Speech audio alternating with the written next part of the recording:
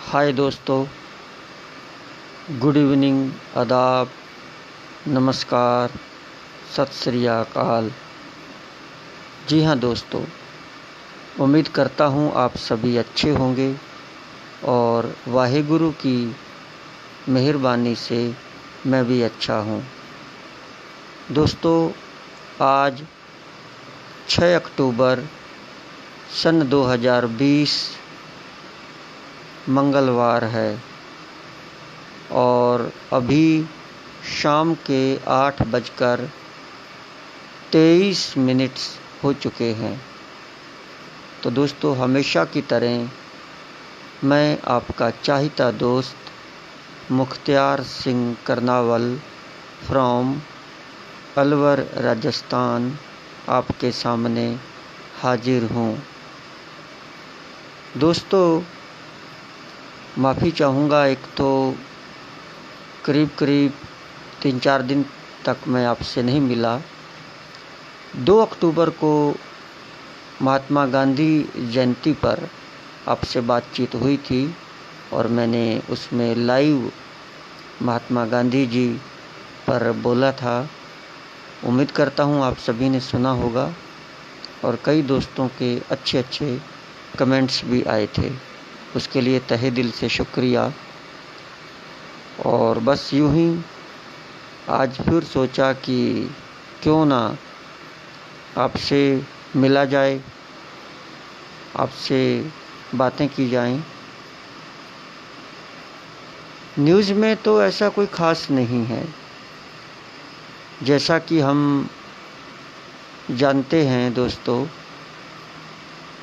एक तो ये हाथरस का जो काफ़ी दिन से, अब क्या कहूँ मैं इसको, कि पूरे देश में बवाल है। हाथरस में जो भी ये हुआ था, एक बच्ची के साथ उसकी मौत भी हो गई, तो उसके विषय में काफ़ी ज़्यादा चारों तरफ पॉलिटिक्स, शोर शराबा हो रहा है।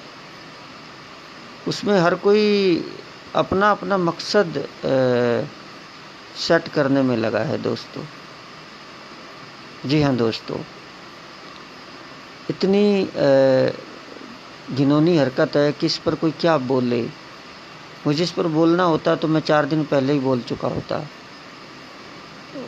मन ही नहीं करता कि इस तरह की घटनाओं पर हम क्या बोलें, पर हमें भी पता भी क्या है। हम यहाँ अलवर में बैठे हैं, हाथरस में हुआ है, यूपी के हाथरस ज़िले में। ना कभी, मतलब एक तरह से हम वहाँ रहते ही नहीं हैं, हमें पता ही नहीं है कि सच्चाई क्या है। हमें तो ये पता है कि जो मीडिया बता रहा है, बस मीडिया की बात ही मानने के लिए हम मजबूर हैं, और सच्चाई क्या है किसी को कोई पता नहीं है। तो इस वजह से बोलने का मन नहीं करता। वैसे हाथरस से मैं 2-3 बार ट्रेन में जब मैंने सफ़र किया तो रास्ते में हाथरस आया था, तो तब से हाथरस मुझे ध्यान है। बहुत साल हो गए जब हम उत्तराखंड जाया करते थे। We used to go to Uttarakhand by train, क्योंकि उत्तराखंड में हमारे बहुत सारे रिलेशन हैं, हमारी बहुत सारी रिश्तेदारियां हैं। तो उत्तराखंड में जाने का जो पहले रास्ता था वो इधर से था, अपने अलवर से मथुरा। तो हमें एक मथुरा जाना पड़ता था ट्रेन से। यहाँ से आप अलवर या रामगढ़ से मथुरा की ट्रेन पकड़ लो पैसेंजर, तो मथुरा से ट्रेन मिलती थी, आज भी चलती है वो। तो वो ट्रेन जाती थी लाल कुआं। लाल कुआं अपने आप में मशहूर है, जो रुद्रपुर, जिसे हम उधम सिंह नगर कहते हैं, उस ज़िले के पास में है। तो हम जब ट्रेन में वहाँ से ट्रेन मथुरा से पकड़ते थे तो लाल कुआं की पकड़ते थे। तो मथुरा से आगे हाथरस और काशी नगर और फिर बरेली और फिर किच्छा, किच्छा नाम का एक स्टेशन आता था, वहाँ पर हम उतर जाया करते थे और वहाँ से उतरने के बाद हम नानक मता साहिब की बस पकड़ लिया करते थे। तो करीब करीब मैं कहूँ तो 15 साल हो गए, 15-12 साल हो गए। तो मैं इस रास्ते से 2-3 बार गया था, बाय ट्रेन गया था और आया था। तो उस तरह से पता है, मुझे ध्यान है कि हाँ हाथरस आ गया, ये हाथरस स्टेशन आ गया। हाथरस पर गाड़ी काफ़ी देर रुका करती थी, अकेला ही चला जाया करता था मैं तब। उसके बाद में फिर रुद्रपुर या उधम सिंह नगर जाने के लिए फिर हमने वो रास्ता छोड़ दिया, क्योंकि फिर हम दिल्ली से होकर जाने लगे। तो अलवर से दिल्ली की ट्रेन पकड़ लो और दिल्ली से फिर आगे सीधी हल्द्वानी, लाल कुआं, रुद्रपुर और काठगोदाम तक की जो ट्रेन है वो पकड़ते थे, उससे आना जाना रहा। बाद में फिर वही ट्रेन जो है, जो दिल्ली से चला करती थी, वो फिर अपने उसको बढ़ा दिया, वो अब अपने जैसलमेर, बाड़मेर तक उसको बढ़ा दिया, बहुत लंबी ट्रेन कर दी। तो अलवर से होकर गुजरने लगी। फिर जब हमारा उस तरफ नानक मता साहिब की तरफ या नैनीताल की तरफ जाना हुआ, तो फिर अलवर से ही ट्रेन पकड़ लेते थे। तो यहाँ से सीधा ट्रेन में बैठे और दिल्ली होते हुए वो, तो हम उधम सिंह नगर उतर जाया करते थे और वहाँ से फिर हम सीधी नानक मता साहिब की बस पकड़ लेते थे। तो हाथरस इस तरह से मुझे याद है कि 2-3 बार वहाँ से निकला, बाय ट्रेन गया भी और आया भी। आज हाथरस पूरे के पूरे देश में हाथरस गूंज रहा है दोस्तों। तो मैं यही कह रहा था कि इस पर हम बोलें क्या, कोई अच्छी मतलब बात हो तो बोले भी इस पर, लेकिन फिर भी जितनी कुछ मुझे नॉलेज है, मैं चलो आज आपके सामने आया हूँ तो मैं शेयर कर देता हूँ कि whatever has happened, it mustn't have happened, कि जो कुछ भी हुआ है वो नहीं होना चाहिए था। खैर, अगर हुआ है तो सही तरीके से जांचो, किसी तरीके की राजनीति इसमें नहीं हो, इसको सांप्रदायिक रंग नहीं दिया जाए, कि एक जाति बिरादरी का रंग इसको नहीं दिया जाए। और एक अपराधी है, whosoever it is, जो कोई भी हो, अपराधी होता है, अपराधी की तरह उसको डील किया जाए। और अपराधी हम उसे बाद में मानते हैं, पहले उसकी जांच होती है। और जब तक किसी व्यक्ति को कोर्ट दोषी ना ठहरा दे, तब तक हम उसको मुजरिम नहीं कह सकते, तब तक हम उसे सिर्फ मुलजिम कहते हैं, मुजरिम नहीं, मुलजिम। तो इसमें जो भी मुलजिम बनाए गए हैं 4, तो पूरी की पूरी जांच हो और सही जांच हो। इसमें भी सही है कि कुछ जो इन्फ्लुएंशियल लोग हैं, the people who are influential, वो क्या करते हैं, वो छूट जाते हैं अपने प्रभाव से। तो ऐसे लोगों के लिए फिर सीबीआई है। सीबीआई देश की बहुत बड़ी संस्था है और बड़े बड़े पार्टियों के जो लोग हैं, चाहे वो बीजेपी के रहे हों, कांग्रेस के रहे हों, विधायक रहे हों, एमपी रहे हों, मंत्री तक भी जो लोग रहे हैं सरकार में, तो सीबीआई ने उनको भी नहीं बख्शा, उनको भी सजा दी है सीबीआई ने। सीबीआई की अपनी स्पेशल कोर्ट भी होती है। तो सीबीआई देश की बहुत बड़ी संस्था है और योगी सरकार ने जांच सीबीआई को सौंप दी है। तो सीबीआई अपने तरीके से जांच करे, जांच में जो जो चीज़ें हैं वो बिल्कुल होनी चाहिए। अगर उस जांच में ये आता है कि ठीक है रेप का मामला है, रेप हुआ है, तो निश्चित रूप से जो धारा है अपराधियों को सज़ा मिलनी चाहिए, रेप की भी मिलनी चाहिए। उस लड़की की मौत हो गई है तो 302 भी लगेगी और जो भी धाराएं हैं वो लगनी चाहिए और सख्त से सख्त सज़ा हो। अगर जांच में ऐसा लगता है कि रेप नहीं हुआ है और इसको एक मतलब इस बात को जानबूझ के कहा जा रहा है, लड़ाई झगड़े की बात है और लड़ाई झगड़े में हत्या हुई है, तो फिर 302 और जो दूसरी धाराएं होती हैं कत्ल की वो लगनी चाहिए। तो वो जांच से पता चलेगा। तो जांच सही हो, जांच निष्पक्ष हो, मीडिया को भी अधिकार है वो सबसे क्वेश्चन करे और साथ में पॉलिटिकल पार्टी का भी एक, विपक्ष की भी एक जिम्मेदारी होती है कि वो दबाव बनाए सरकार पर। मीडिया की भी जिम्मेदारी होती है कि सरकार पर दबाव बनाए कि बिल्कुल आप कमज़ोर मत हो जाना, आप सही तरीके से जांच करवाओ। तो वो अपना कर्म कर रहे हैं, करें, लेकिन राजनीति, बहुत घिनौनी राजनीति इस पर नहीं होनी चाहिए, दंगे भड़काने वाली या कुछ इस तरह की। तो मैं तो करता हूँ विश्वास जांचों में, और जांच में अगर नार्को टेस्ट की बात आती है तो होना चाहिए। जिस पर भी शक को झूठ बोल रहा है उसका होना चाहिए, कोई भी हो चाहे वो, और अपराधी को सज़ा मिले और कोई भी निर्दोष फंसे नहीं। तो निर्दोष फंसे नहीं, अपराधी छूटे नहीं, इस तरह से हाथरस की घटना होनी का मतलब अंजाम होना चाहिए और कड़ी से कड़ी सज़ा मिलनी चाहिए। तो टाइम तो लगेगा जांचों में, आनन फानन में एक दिन में ही तो किसी को फांसी नहीं दे सकते या एक दिन में ही किसी को छोड़ नहीं सकते। आखिर हम डेमोक्रेसी में रहते हैं। फास्ट ट्रैक भी बोल दिया है कि फास्ट ट्रैक जो कोर्ट हैं उसमें डिसीजन चले, तो फास्ट ट्रैक में भी के जो कोर्ट है उसमें भी टाइम लगता है दोस्तों। ऐसा नहीं कि फास्ट ट्रैक कोर्ट में आज डाला और कल फैसला आ गया।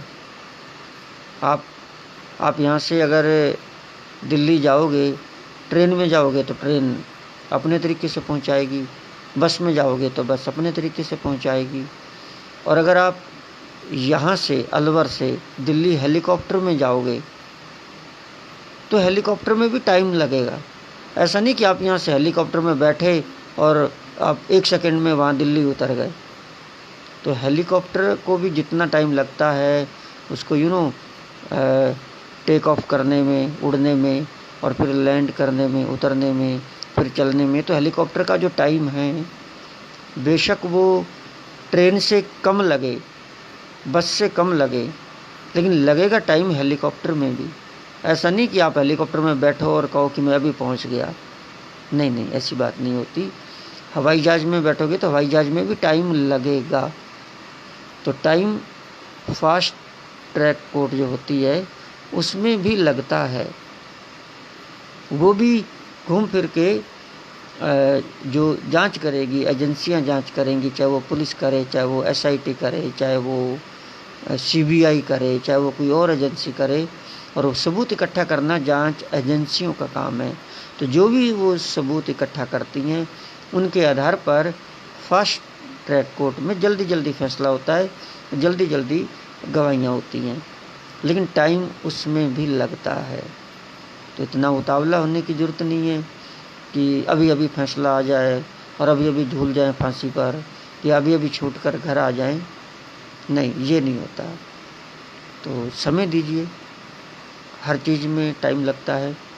अपने अंजाम तक वो पहुँचेंगे अगर उन्होंने कुछ कुकर्म किया है। आज देख लीजिए अलवर के अंदर ही जो थाना गाजी का जो मैटर था, जो करीब 1.5 साल पहले जो रेप की बात आई थी थाना गाजी में, आज उन अपराधियों को उम्र कैद हो गई है, आजीवन कारावास हुआ है उन अपराधियों को। तो बहुत अच्छी खबर है। अब सारी ज़िंदगी वो जेल में रहेंगे। अब कई दोस्त उस पर ये कह रहे हैं कि उनको फांसी क्यों नहीं हो रही, फांसी होनी चाहिए, फांसी होनी चाहिए। फांसी नहीं हो सकती दोस्तों। ठीक है, रेप का मामला था। हाँ, अगर उसमें मौत हो जाती, लड़की की उसमें मौत हो जाती, लड़की मर जाती या घायल हो जाती, तो फिर भी फांसी होनी थी। फिर ये नहीं कि उसको 4 बार फांसी हो जाए, 1 बार ही होनी थी। आप जो लीगल लैंग्वेज है उसको भी समझने की कोशिश कीजिए। बहुत निर्भया कांड में बहुत बुरी हालत हुई थी, बहुत जघन्य हालत हुई थी उस बेचारी बच्ची की, और बहुत खतरनाक हालत होने के बाद वो मर गई हॉस्पिटल में। उसके दोस्त को भी बहुत चोट लगी, उसको भी मारा गया, और रेप अलग।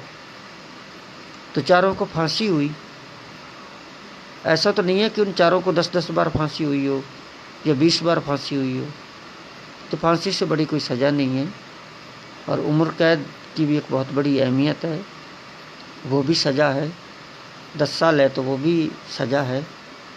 तो इसमें भी अगर, क्योंकि लड़की सुरक्षित थी, ठीक है, मानते हैं नहीं होना चाहिए, निंदनीय है, रेप हुआ, लेकिन उसमें लड़की का मतलब इतना वो कत्ल कहूँ या मर्डर कहूँ वो नहीं हुआ।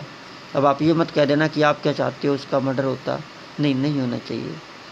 तो उसके बाद लड़की को नौकरी भी मिली, सारी सुविधाएं वो सरकार ने दी, हमदर्दी भी हुई, सब कुछ हुआ, अंजाम तक वो पहुँचे। तो उन्हें चारों को उम्र कैद हुई, एक को 5 साल हुई।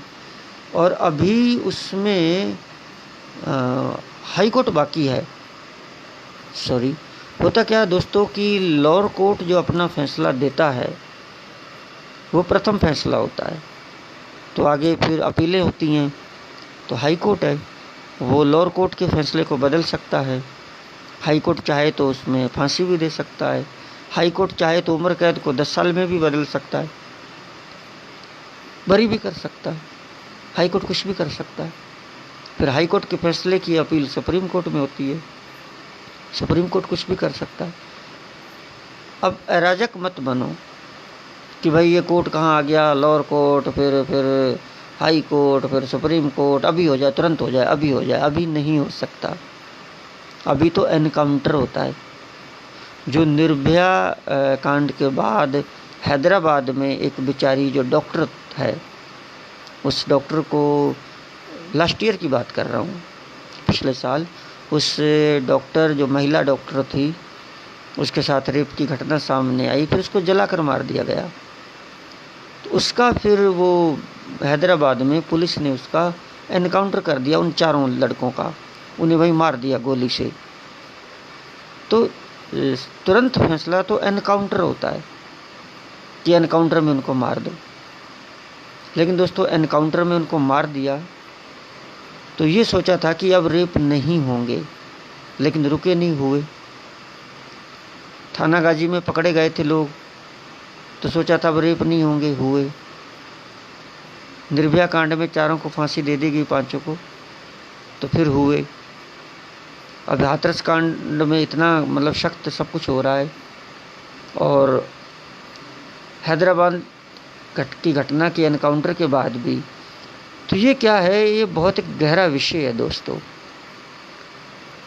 ये चीज़ें कानून को सख्त बनाने से ही नहीं रोकी जा सकती, इसके लिए और भी बहुत कुछ काम करने होते हैं। मतलब एक बहुत बड़ा विषय है ये, मैं आज इस पर नहीं बोलूँगा कि आप एनकाउंटर करो, कि घटना कल नहीं होगी, आज एनकाउंटर कर दिया तो घटनाएं फिर भी होती हैं दोस्तों, नहीं रुकती। जब रावण को मार दिया गया था, मैं समझता हूँ कि इससे बड़ी सज़ा तो थी नहीं। रामायण में जो सीता का हरण हुआ था वो भी एक ऐसी घटना थी। तो सीता का हरण हुआ, रावण का कितना बड़ा आतंक था, और श्री राम ने उनको मार दिया। मारने के बाद जब रावण को मार दिया गया था तो ये सोचा था कि अब आज के बाद ऐसा कुछ नहीं होगा, अब बुराई पैदा नहीं होगी, अब बुरे लोग पैदा नहीं होंगे। लेकिन हुए, फिर भी हुए। तो दोस्तों अच्छाई और बुराई ये दोनों साथ साथ चलती हैं। दुनिया में अच्छाई और बुराई साथ साथ चलती हैं। आप कभी भी ऐसा नहीं कर सकते कि भाई अच्छाई अच्छाई रहे और बुराई ख़त्म हो जाए, या बुरे लोग ये कहें कि बुराई बुराई रहे और अच्छाई ख़त्म हो जाए। ऐसा बिल्कुल नहीं होता, ये दोनों साथ साथ चलते हैं। लेकिन हमें करना क्या होता है, हमें बुराई को मारते रहना होता है, मारते रहना होता है और उससे सावधान रहना होता है।